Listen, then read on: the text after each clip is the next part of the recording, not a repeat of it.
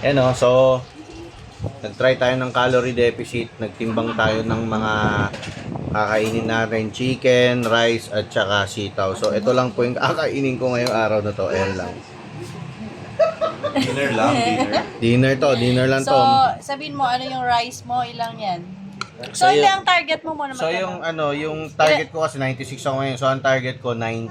In 2 weeks. Oo. Yung 2 weeks ba yun? 2 weeks lang yun.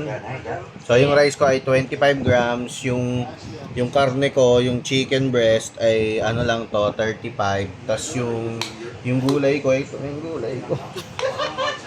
1, 2, 3, 4, 5 pieces na sitaw. 10 grams. So ito lang kakainin ko. Sukatin mo na para araw-araw ngayon kainin mo. Ayan na oh.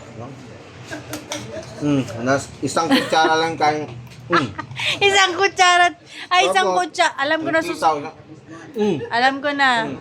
Ilan yan? Mm. Mm. So, gagawa tayo ng 5 pirasong sitaw. So, parang isang pahaba na yung ganon. Isang ganon. Isang kutsarang kanin. Walang ano yun. Walang dusa-dusa yun. Walang toyo. Walang toyo? Yung gagawin mo, puro na lang ano. Nilaga. Yeah, isama na natin sa kanin mo yun, no? Ano na gagawin natin sa'yo? Punta na lang kayo sa lamay ko, guys. Sira.